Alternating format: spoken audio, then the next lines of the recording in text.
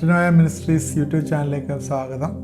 നമ്മൾ കർത്താവിൻ്റെ പീഡാനുഭവ ആഴ്ചയുമായി ബന്ധപ്പെട്ട ചില ചിന്തകളായിരുന്നു കഴിഞ്ഞ 2-3 ദിവസമായിട്ട് ചിന്തിച്ചത്. ഇന്ന് പെസഹ ദിവസമാണ്.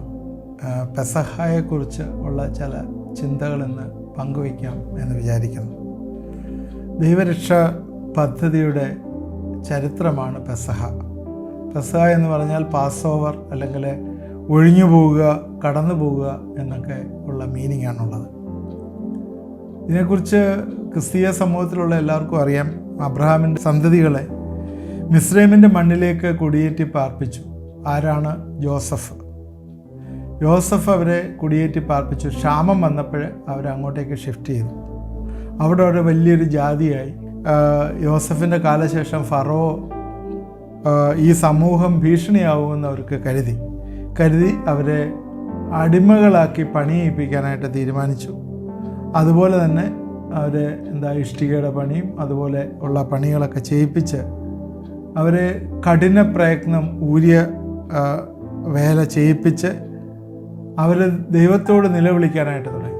കാരണം അത്രയ്ക്ക് കഷ്ടത അവരനുഭവിക്കാനായിട്ട് തുടങ്ങി. കൂലിയൊന്നും കൊടുക്കാതെ ഇഷ്ടിക പണി ചെയ്യുമ്പോൾ അതിനു വേണ്ടിയുള്ള ഇഷ്ടിക ചുടാനുള്ള മെറ്റീരിയൽ അങ്ങനെയുള്ള സാധനങ്ങളൊന്നും കൊടുക്കാതെ അവരെ കഷ്ടപ്പെടുത്തി മോശെ ദൈവം വിളിച്ച് അവരെ വിടുവിക്കാനായി കൊണ്ടുവരുന്ന കാര്യമില്ല നമുക്കറിയാം.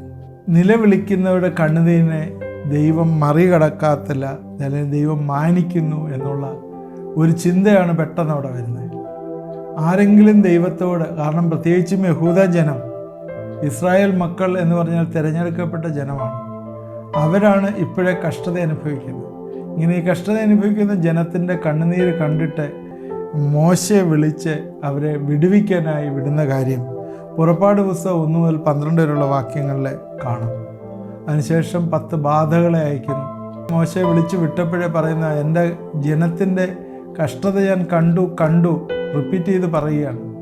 അത് ഞാൻ കണ്ടു, മനസ്സിലാക്കി, അവിടെ കണ്ണുനീര് ഞാൻ കണ്ടു. അങ്ങനെ ഓരോ ബാധകളെ അരികിലേക്ക് അയച്ചിട്ടും അവരെ ഫറവോൻ്റെ ഹൃദയം കഠിനമായി അവരെ തിരിച്ചുവിട്ടില്ല. അവസാനത്തെ ബാധയായിരുന്നു ആദിജാത സംഹാര ബാധ എന്ന് പറഞ്ഞാൽ മിസ്രൈമിലുള്ള എല്ലാ ഭവനത്തിലും ആദിജാതൻ മരണപ്പെടും. എന്നാൽ ഇസ്രായേൽ മക്കളുടെ ഭവനത്തിലെല്ലാം തന്നെ ഒരു ആട്ടുകൊറ്റനെ അറക്കുകയും അതിൻ്റെ രക്തം പടിവാതിലിലും കട്ടിളമേലും പുരട്ടുകയും ചെയ്യും. ആ രാത്രിയിൽ സംഹാരദൂതൻ കടന്നു വരും. രക്തമുള്ള കട്ടിളപ്പടികളിൽ ആ ഭവനത്തിലൊന്നും പ്രവേശിക്കുകയില്ല. അല്ലാത്തടത്തെല്ലാം കയറി ആദിജാതൻ കൊല്ലപ്പെടും. മോശ നിർദ്ദേശപ്രകാരം അത് ചെയ്തു. അങ്ങനെ കട്ടിളപ്പടികളിലും ഒക്കെ രക്തം പുരട്ടി. അവിടെ ഒന്നും തന്നെ സംഹാരദൂതൻ വരികയോ ആദിജാതൻ നശിക്കുകയോ ചെയ്തില്ല.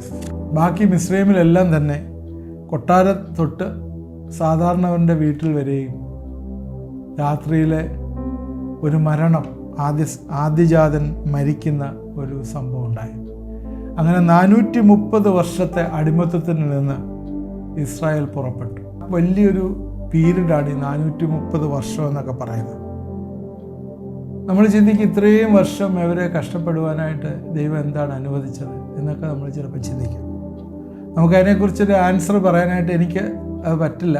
ദൈവത്തിൻ്റെ പർപ്പസ് ആയിരിക്കാം. എന്നാലും 430 വർഷം അവർ മിസ്രൈമിൽ ഫറവോൻ്റെ അടിമത്തത്തിലായിരുന്നു. അവിടുന്ന് ദൈവം അവരെ വിടുവിച്ചു. പുറപ്പാട് 12:15 മുതലുള്ള വാക്യങ്ങളിലെ അത് ദൈവത്തിൻ്റെ കരുതലിൻ്റെ ഒരു ഓർമ്മയായി അത് അടുത്ത തലമുറകൾ ആചരിക്കണം എന്ന് ദൈവം നിർദ്ദേശിച്ചു. അതിനെ ഏത് രീതിയിൽ ആചരിക്കണമെന്നൊക്കെ ഉള്ളത് പുറപ്പാട് 12, ലേവ്യ 23:4-8 ഒക്കെയുള്ള വാക്യങ്ങളിൽ എഴുതിയിട്ടുണ്ട്. ഞാൻ അതിലേക്കൊന്നും പോകുന്നില്ല. എന്നാൽ അതിൻ്റെ റെലവൻസ് ഇപ്പോഴെന്താണ് എന്ന് നിങ്ങൾ ചോദിക്കും. യഹൂദ ജനത്തിന് കൊടുത്ത ഈ പെസഹ എന്ന് പറയുന്ന എന്താണ് ഇപ്പോഴതിൻ്റെ ഇമ്പോർട്ടൻസ് എന്ന് നമ്മൾ ചോദിക്കും. നമ്മളിപ്പോൾ യഹൂദരൊന്നും അല്ലല്ലോ, നമ്മളെന്തിനാണ് പെസഹയെ ചിന്തിക്കുന്നത്, ആചരിക്കുന്നത് എന്നൊക്കെ നമ്മൾ ചോദിക്കും. യേശുക്രിസ്തു ഈ ചരിത്രം അംഗീകരിച്ചുകൊണ്ട് തൻ്റെ ശിഷ്യന്മാരുമായിട്ടൊത്ത് പെസഹ ആചരിക്കുന്ന കാര്യം നമുക്ക് ബൈബിളിൽ കാണാം.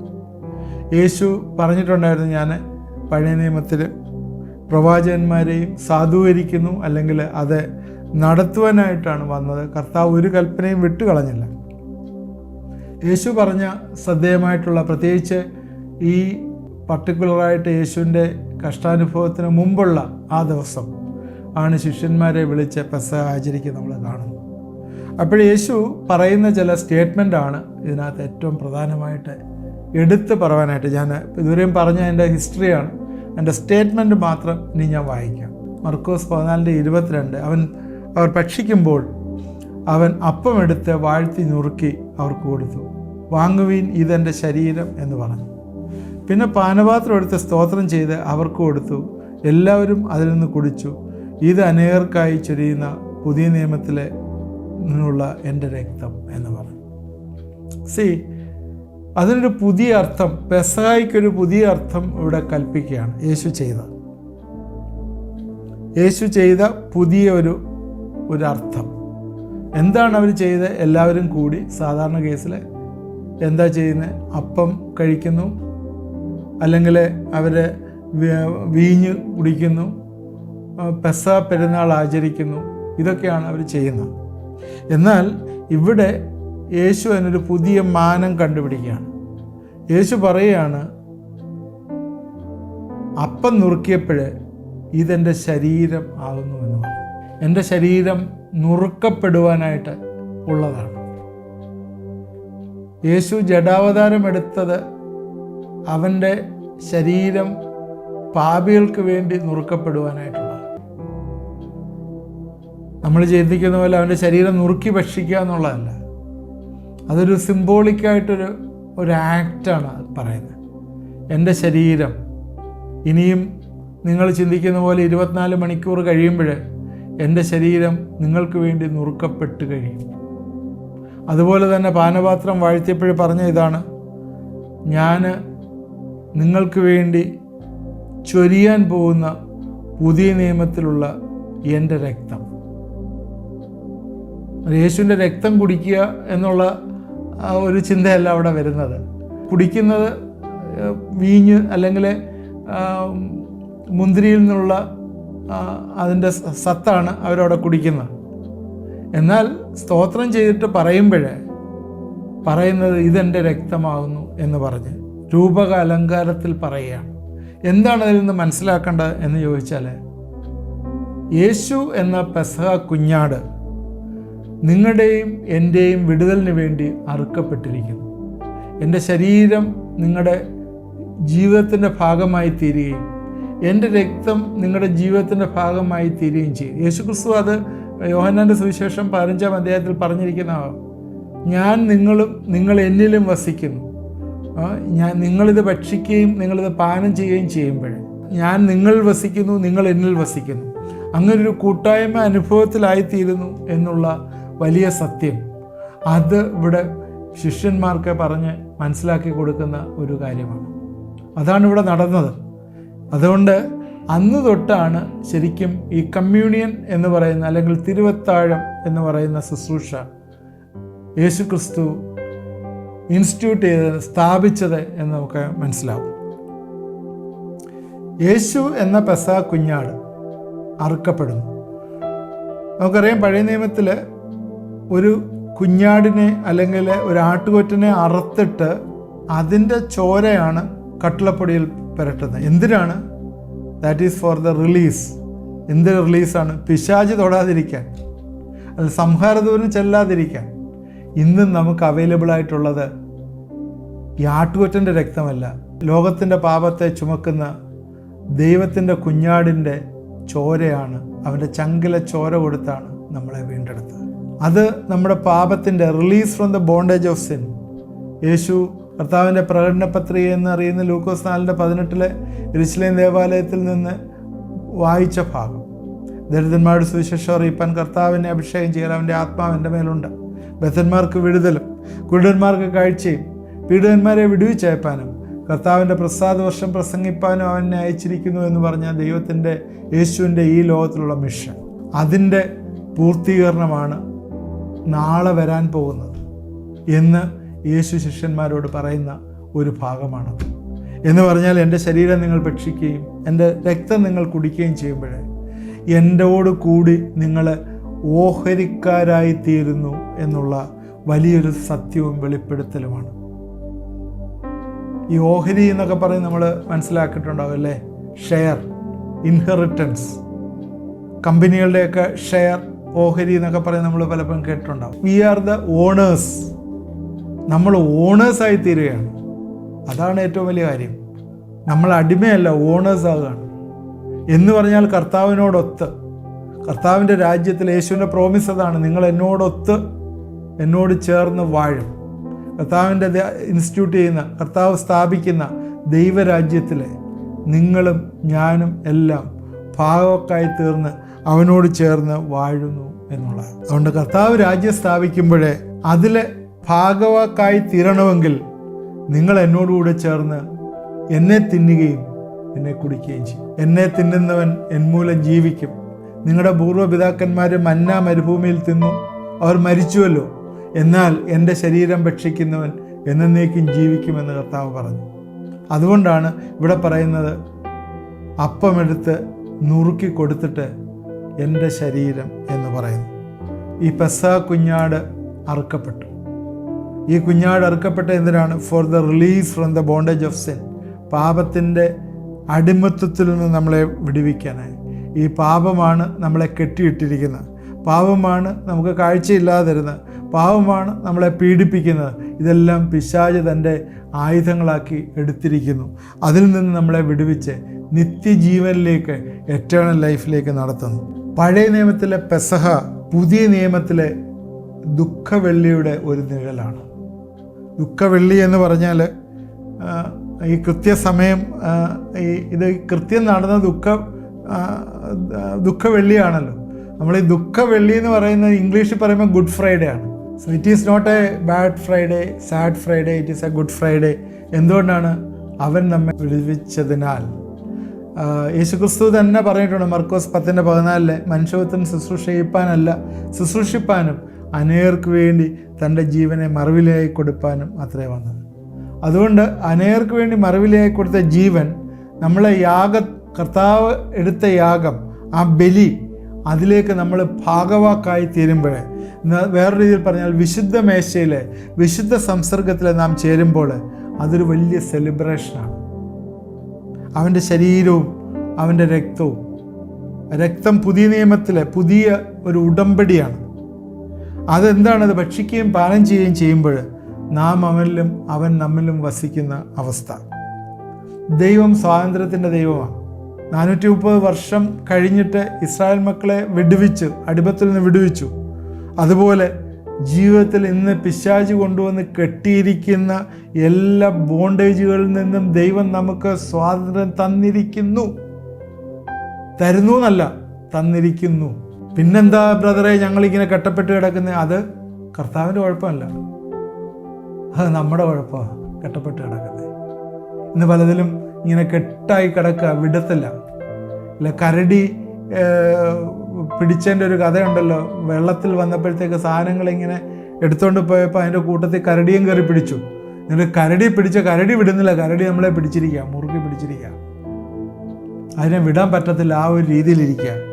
ആ ബോണ്ടേജുകളിൽ നിന്ന് കർത്താവ് നമ്മളെ വിടുവിക്കുന്നു. അതുപോലെ തന്നെ ഉള്ളൊരാവശ്യമാണ് ഈ ദൈവം തന്നെ പറയുന്ന ഇതിൻ്റെ പെസഹയുടെ ഇംപ്ലിക്കേഷൻസ്, അല്ലെങ്കിൽ പെസഹയുടെ ആ പൊരുൾ എന്ന് പറയുന്ന ഒന്ന്, ദൈവം നമ്മൾക്ക് സ്വാതന്ത്ര്യം തരുന്നു. ആ സ്വാതന്ത്ര്യത്തിൽ നമ്മൾ ജീവിക്കണം, ആ സ്വാതന്ത്ര്യം നമ്മൾ ഏറ്റെടുക്കണം. രണ്ടാമത്, ദൈവത്തിൻ്റെ പദ്ധതിയിൽ മനുഷ്യൻ്റെ പങ്കാളിത്തം ഏറ്റവും ആവശ്യമാണ്. യേശുക്രിസ്തു മനുഷ്യനായി തീർന്നത് തന്നെ അതിനുവേണ്ടി തന്നെയാണ്. മനുഷ്യൻ്റെ പങ്കാളിത്തം ആവശ്യമാണ് എന്ന് കാണിക്കാനാണ് യേശുവിൻ്റെ ജഡാവതാരം. യേശുക്രിസ്തു മോശയെ ഉപയോഗിച്ചു അവരെ വിടുവിക്കാനായി. അതുപോലെ തന്നെ ഇന്ന് ആളുകളെ സ്വതന്ത്രരാക്കുന്ന ശുശ്രൂഷ ദൈവം നമുക്ക് തന്നിരിക്കുകയാണ്. ഈ അടിമത്തത്തിൽ നിന്ന് ആളുകളെ വിടുവിക്കാനുള്ള ശുശ്രൂഷ നിങ്ങൾക്കും എനിക്കും തന്നിരിക്കുകയാണ്. യേശുക്രിസ്തു ഉദ്ധാരണത്തിന് വേണ്ടി പെസഹ കുഞ്ഞാടായതുപോലെ നമുക്ക് മറ്റുള്ളവരുടെ ഉദ്ധാരണത്തിന് വേണ്ടി പ്രവർത്തിക്കേണ്ട ഏറ്റവും ആവശ്യമാണ്. ഏത് രീതിയിലുള്ള ഉദ്ധാരണമാവും, അങ്ങനെ മനുഷ്യർ നിങ്ങളുടെ നല്ല പ്രവൃത്തികളെ കണ്ടിട്ട് സ്വർഗസ്ഥനായ പിതാവിനെ മഹത്വപ്പെടുത്താനായിട്ട് നിങ്ങളുടെ പ്രകാശം അവരുടെ മേൽ പ്രകാശിക്കട്ടെ എന്ന് കർത്താവ് അരുളി ചെയ്തിട്ടുണ്ടെങ്കിൽ നിങ്ങളെ നീതി പ്രവൃത്തിക്കായിട്ട് വിളിച്ചിരിക്കുന്നു എന്നുള്ള ഓർമ്മ നിങ്ങളെ ഭരിക്കുകയും നിങ്ങളെ ബലപ്പെടുത്തുകയും ചെയ്യേണ്ട ഏറ്റവും ആവശ്യമാകുന്നു. അതാണ് നിങ്ങളെ ഉദ്ധാരണത്തിന് വിളിച്ചിരിക്കുന്നു എന്ന് പറഞ്ഞത്. മൂന്നാമത് പെസഹ നമുക്ക് തരുന്ന ദൂതെന്ന് പറയുന്നത് യേശുവിൻ്റെ വരവിൻ്റെ ഉദ്ദേശം ദൈവരാജ്യം സ്ഥാപിക്കുക എന്നാണ്.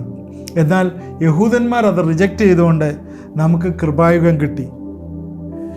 എത്ര നാള് ഇതിൽ നമ്മളുണ്ടെന്നറിയത്തില്ല. അതുകൊണ്ട് നമ്മൾ എന്താ ചെയ്യേണ്ടതെന്ന് ചോദിച്ചാൽ, ഇതിൻ്റെ ആശയം എന്ന് പറഞ്ഞാൽ ഈ ട്രെയിൻ ഇപ്പോൾ അവൈലബിൾ ആണ്, അതിൽ വേണമെങ്കിൽ കയറിക്കും. കയറിയാൽ നമുക്ക് ആ ദൈവരാജ്യത്തിൽ എത്തിച്ചേരാം. യേശു ദൈവരാജ്യം സ്ഥാപിക്കാൻ വന്നു, യഹൂദന്മാരെ തള്ളിക്കളഞ്ഞു.